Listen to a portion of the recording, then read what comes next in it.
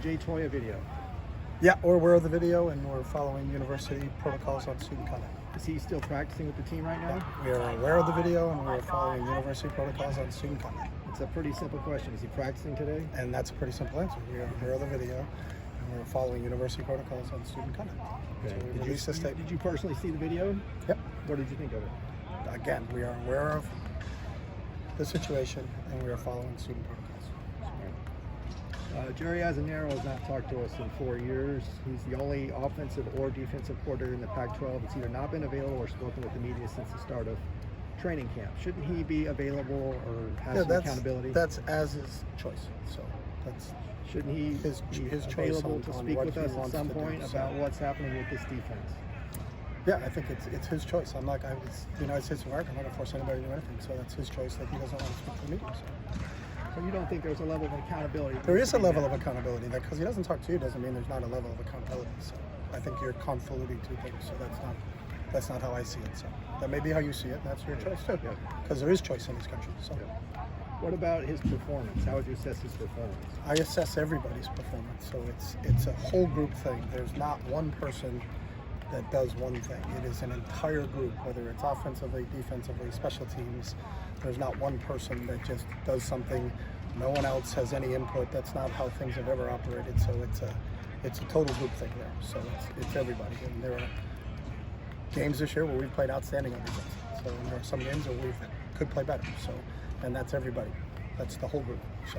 Does that blend of who's making what decision as a coach change over the course of the season based on the production and the results? Or is it just kind of set in stone as this person handles the entire this group this? makes decisions all week long. It's not like one guy sits in an office all by himself and then comes out with, hey, this is what we're doing, and guys wait around to find out what we're doing. We all meet. It's a collaboration, whether it's offensively, defensively, or special teams. We meet for a very, very long time on both sides of the ball about everything that we're doing when we put together our plans. And then go through practice, watch a practice tape, execute those plans and everything. It's not that way anywhere. So I don't know, and maybe there's a misconception of that, but it's not that way anywhere I've ever been in my life, where there's one guy that tells everybody else what to do, and then there is no collaboration and nobody has any input on anything. So we're all part of the process, and that's the way it's always been everywhere I've been. So.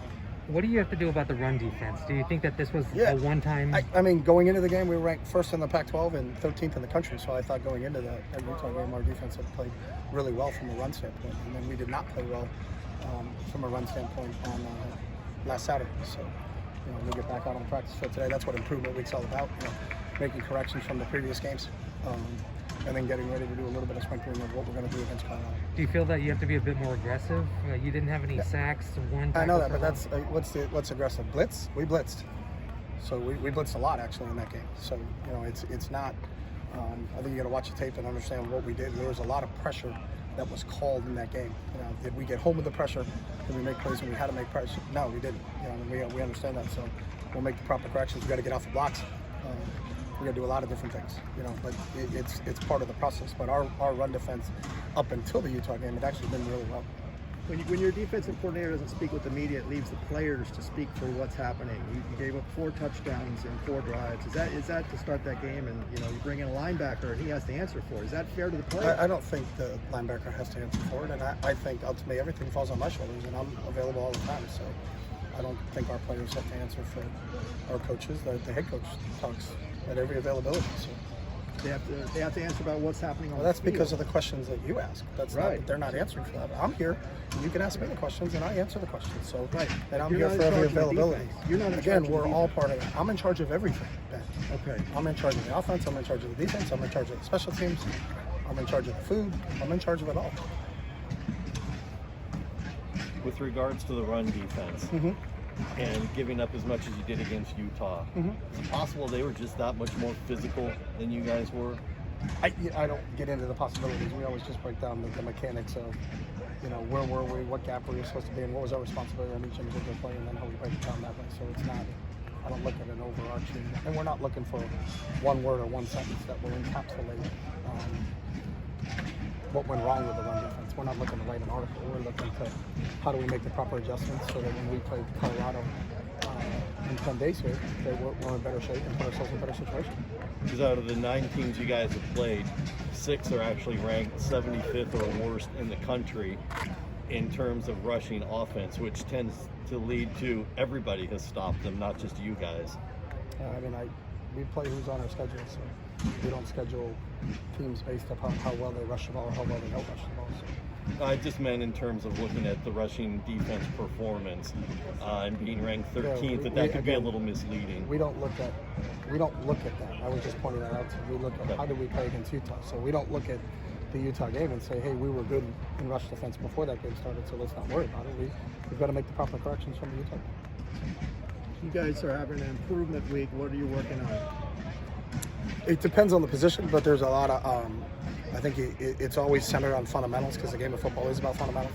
You know, what's sticking on blocks on the offensive side of the ball, getting off blocks on the defensive side of the ball, tackling on defense, catching the ball, securing the catch, you know, ball security, decision making for the quarterbacks. You know, where are we in terms of how can we get better at what we're doing and what part of our game plan is? You know, do we need more work on the quick game? Do we need more work on play action?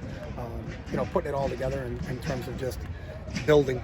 You know, as the season goes along, I think sometimes you can kind of lose sight of the fundamental aspect of games, but the game is always about fundamentals. And we've been a real individual fundamental team, and you work that through. But sometimes as you get going on during the course of the season, you're focused more on the scheme, but you got to get back to really focusing on the fundamentals because the game of football is about fundamentals.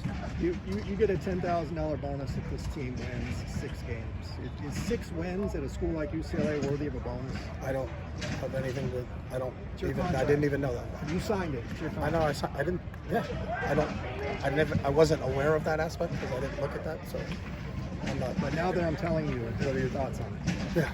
Thoughts on the bonus? Getting a bonus for 6 wins. I think that's at part of every UCLA. college coach's contract. For 6 wins? Okay. Most of them, yeah. I would think if you went through the history, there's a guy for USA Today that publishes them all the time. So Yeah. you can go through the history of what contracts are in college football and how those all work. So When it comes to recruiting, would you say you're able to focus on it as much during the season as you like, and is a bye week something we were good out to yesterday. have? All of us, our whole coaching staff was out yesterday. Got a chance to get to a lot of schools, watch practice. I was at practice yesterday, so you got certain amount of evaluation days that you can take during the fall. We use all of our evaluation days, so we have guys out.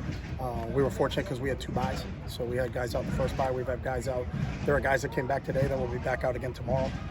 Some of them, like Coach Gundy's still out, so he didn't come back. He won't be at practice today. So whatever the amount of evaluation days that the NCAA gives you, we use all of our evaluation days. So we use them all during the season, and probably not unlike any other team in the country. I think we all do it depending on your schedule, and I think that's how it all works. So for us, getting to practice, I think is a really big thing. Because games you can get the film of, but you're not going to get films of practice, and you want to see how kids are in practice. So we really hit the early part of the week hard, and that's why we were out early this week, and we'll be out again tomorrow. Is it nice to have a bye at this time when there's only a couple more weeks to go into the early signing period? It's actually, you ramp it up then? No, to be honest with you, because in some places the playoffs have started, so if there's 1 or 2 kids you want to see, they may not be practicing now. You know, their season may be done. So it depends on where you're recruiting and what their season is. I know like in Utah, they're in the quarterfinals now, so if you're a team that's not a top 8 team and, you know, 5A or 6A, you're not practicing anymore. You know, so sometimes it's, you know, sometimes I agree with your point as it's closer towards the signing date. Sometimes is a little bit better, but I think you also have to look at the area. I know in California, the first round of the CIF started this week.